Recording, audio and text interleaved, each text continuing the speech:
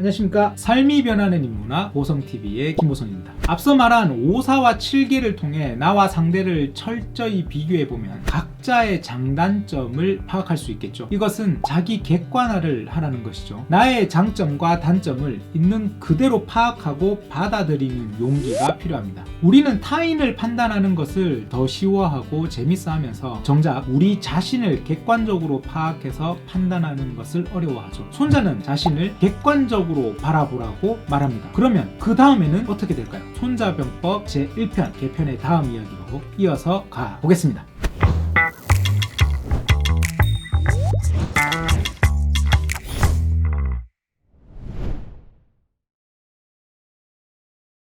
내가 말한 계획의 이익을 헤아려 듣게 되면 그것은 곧 유리한 형세가 되고 그 바깥으로 출병한 군대를 도와주는 것이다. 세란 유리함에 따라 권변을 만드는 것이다. 내가 말한 계획의 이익을 헤아려 듣게 되면 이라고 말한 손자의 말은 5사와 7계로 나와 상대를 객관적으로 파악하고 그것에 따라 나의 장점을 어떻게 하면 유리하게 만들지, 나의 약점은 어떻게 보완할지 대책을 세우라는 말입니다. 그리고 그 대책에 따라 작전을 충분히 준비하는 거죠. 그러면 우리 편에게 유리한 형세를 만들 수 있습니다. 내부를 결속하면서 상대에 대한 자신감도 키우죠. 그리고는 지금 밖으로 전투를 위해 출발하는 군대에 좋은 작전을 많이 만들어서 전달해 줄 수 있습니다. 이렇게 철저한 준비로 모여든 유리한 형세가 생기면 어떠한 상황 속에서도 대처할 수 있는 현장에서의 탄력성 있는 대책이 생깁니다. 이것이 곧 승리할 수 있는 힘이 됩니다.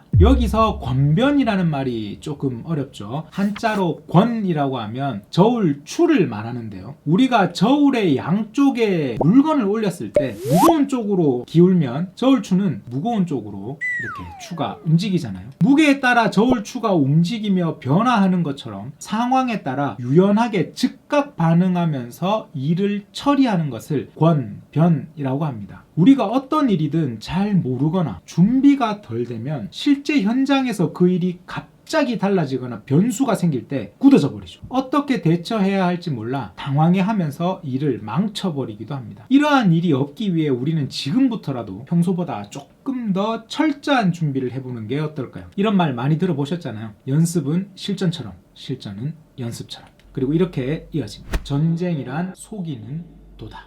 손자병법의 핵심 중에 하나인 말입니다. 속이는 도. 이 말을 잘못 받아들이면 안 되는데요. 이제부터 사람들에게 사기를 잘 쳐야겠다 라는 것이 아닙니다. 이것은 생사가 달린 실전의 상황 속에서 나의 약점은 절대로 들키면 안 된다는 것. 나의 장점도 상대가 절대로 눈치채지 못하게 하겠다는 것입니다. 그리고 이렇게 상대가 나에 대해 잘 모르는 상태에서 최고의 성과를 내어 나와 상대에게 최소한의 피해를 주고 전쟁을 끝내는 것을 말합니다. 그러므로 능력이 있는데 적에게는 능력이 없는 것처럼 보이게 하고 내가 용병을 잘 하되 적에게는 용병을 하지 않는 것처럼 보이게 하며 나는 가까운 곳을 노리지만 적에게는 먼 곳을 노리는 것처럼 보이게 하고 내가 먼 곳을 노리면서도 적에게는 가까운 곳을 노리는 것처럼 보이게 한다. 이렇게 적을 속이며 나를 드러내지 않으면서 적을 흔들어 놓습니다. 적을 흔들어 놓는 법은 이렇게 말합니다. 이롭게 하면서 적을 꿰어내고 어지럽게 해서 적을 습격한다. 적이 충실하면 적을 방비하고 적이 강하면 적을 피하고 적이 분노하면 그들을 소란스럽게 하고 적이 비겁하면 적을 교만에 빠지게 하고 적이 편안해하면 오히려 그들을 수고롭게 하고 적이 친하게 지나면 그들을 이간질해라. 그들이 방비하지 않는 곳을 나는 공격하고 그들이 생각하지 못한 곳으로 우리는 출격한다. 어떻습니까 여러분? 혹시 비겁하다는 생각이 드십니까? 정정당당하지 못하구만 이라는 생각이 드실지도 모르겠네요. 하지만 손자는 반드시 이기는 승리를 중요하게 생각했습니다. 왜냐하면 여기에는 수많은 병사들이 전장에 있고 이들을 애타게 기다리는 가족들이 있으니까요. 그리고 이들이 바로 이 나라의 백성들이니까요. 이것은 병가에서 승리할 수 있는 길이니 정말로 사전에 누설되어서는 안 된다. 바로 정보의 중요성입니다. 내가 정보를 많이 가지고 있는 것도 중요하지만 바로 나의 정보를 철저하게 잘 지키는 것도 중요한 것이죠. 절대로 누설되어서는 안 된다. 손자병법의 제1편에서 말하는 이 정보의 중요성은 손자병법의 마지막 편인 제13장이 바로 용간, 간첩을 활용하다에도 이어지죠. 전쟁을 준비하는 처음부터 전쟁의 끝까지 정보를 바탕으로 합니다. 손자는 이제 마지막으로 1편을 이렇게 마무리합니다. 전쟁을 하기 전에 묘당에서 승리를 점치는 것은 묘책이 많기 때문이요. 전쟁을 하기 전에 묘당에서 승리할 수 없다고 생각하는 자는 그 묘책이 작기 때문이다. 묘책이 많으면 승리하고 묘책이 적으면 승리할 수 없다. 묘책이 없으면요. 내가 이러한 것에 의거하여 관찰해보니 승패가 보인다.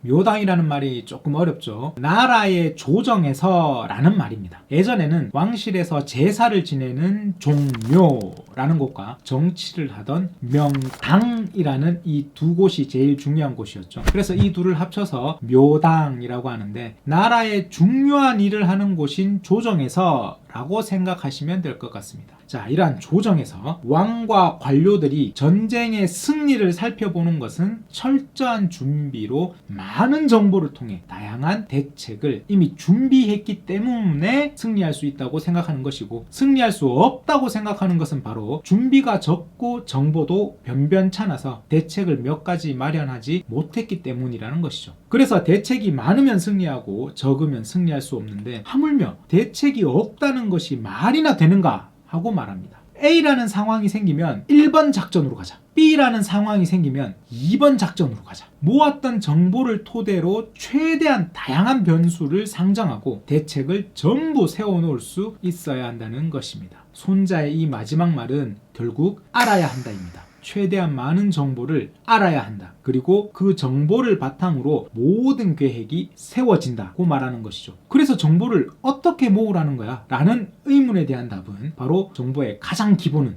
나를 아는 것이다 라는 것이죠. 나를 아는 것은 나의 안과 밖을 아는 것이죠. 바로 1편 개편의 도, 천, 지, 장, 법을 아는 것입니다. 이를 통해 나의 내부와 외부를 철저하게 파악하는 것이죠. 이렇게 알게 된 연후에야 상대와 비교해 볼 수 있고, 비교해 볼 때 어떠한 방법이 있는지 묘책을 세울 수 있는 것이라고 말합니다. 자, 이제 그렇다면 우리 현재의 모습을 개편을 통해 돌아볼 수 있겠죠. 준비는 항상 귀찮은 일입니다. 여러 정보들을 수집하는 과정은 매우 번거로운 일이죠. 될 대로 되겠지. 아, 몰라. 하게 되는 일도 많습니다. 물론 때로는 기분 내키는 대로 하는 일도 있지만, 여기서 말하는 일은 바로 내가 정말 중요하게 생각하는 일입니다. 여러분이 만약 지금 하려는 일이 자신에게 매우 중요한 일이라는 확신이 든다면 손자병법의 제1편인 개편에서 말하는 철저하게 준비하는 과정을 꼭 실천해 보시기 바랍니다. 자, 지금까지 손자병법 제1편 개편을 함께 해봤습니다. 1편 개편에서 가장 중요한 키워드는 오사, 칠계, 속이는 도, 정보, 묘책 정도인 것 같습니다. 이를 정리해보면, 첫 번째, 기본 원칙을 먼저 세워라. 두 번째, 기본 원칙을 바탕으로 상대와 비교해보아라. 세 번째, 나를 드러내지 마라. 네 번째, 충분한 정보를 모아서 변수가 발생할 수 있는 대책을 마련하라.